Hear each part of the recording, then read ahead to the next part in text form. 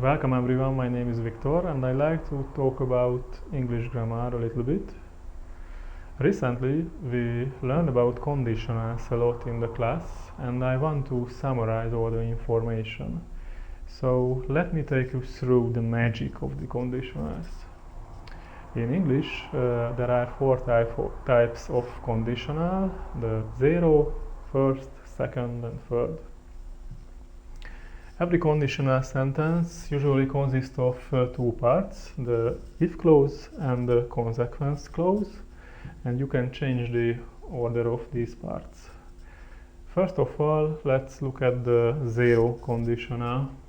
The form is the following: if plus subject plus verb V1, and in the consequence clause subject plus verb V1. In this form the verbs are in present simple, and with this conditional you can describe facts, scientific things that 100% true. Is anything really 100% always true? That's a debate. Anyway, here is the typical example. If you heat ice, it melts. And as I mentioned, you can change the order of the two parts. Ice melts if you heat it. And I made a mistake. You don't use comma before if. That's correct. Let's go to the first conditional. Here is the form: if plus subject plus verb V1, subject plus modal plus verb V1. Modals are will, may, might or could. In this form the verbs are still in present simple. We use this form to describe possible situations in the future, and we can express real possibilities. The result of the action can be changed in the future. Let's see an example. If you don't water the flowers, they will die.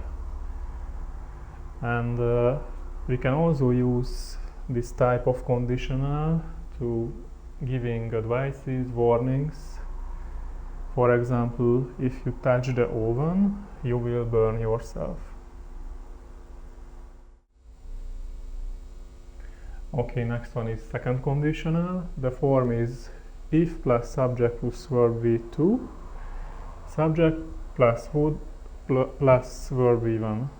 In the if clause, you have to use past simple, and in the consequence clause, we use would plus simple present.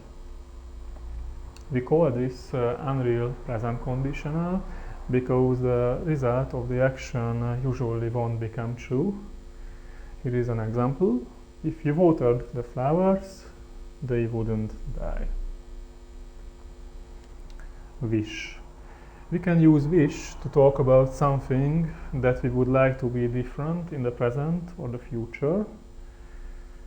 It's used for things which are impossible or very unlikely. This use of wish is very similar to the second conditional. The form is wish plus subject plus verb V2. I wish I had enough money.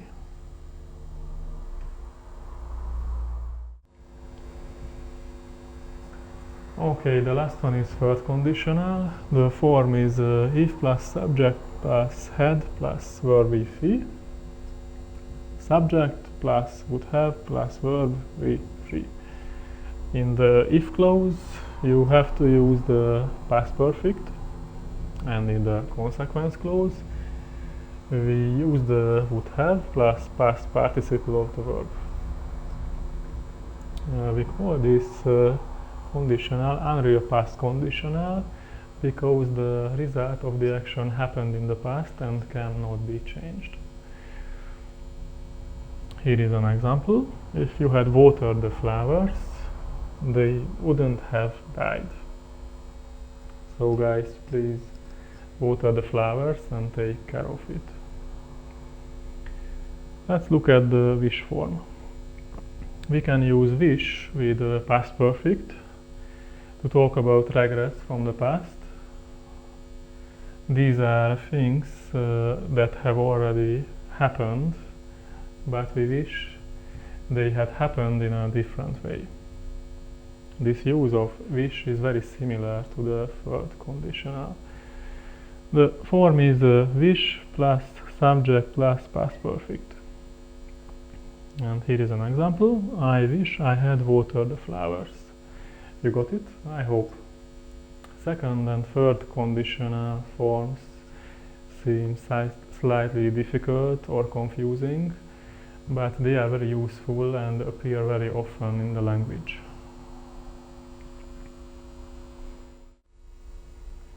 Let's look at some useful things. There are some synonyms related with conditionals. Unless means if not. Unless you water the flowers, they would die. Could means would be able to. If he were smarter, he could build up a house.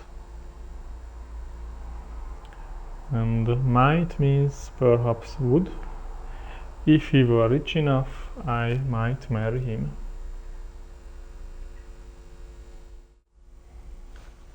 We can use second conditional as politeness markers. I would appreciate it if you didn't smoke. And there is an example how we use third conditional to express regret. If I had finished the work earlier, I would have been there. It's worth of note, conditionals can be mixed with each other. Let me show you an example. If you had worked harder, you would get more money now. You see, the if clause is third conditional and the consequence clause is second conditional. I hope you enjoyed my summary, and I'll be back with more later. Bye.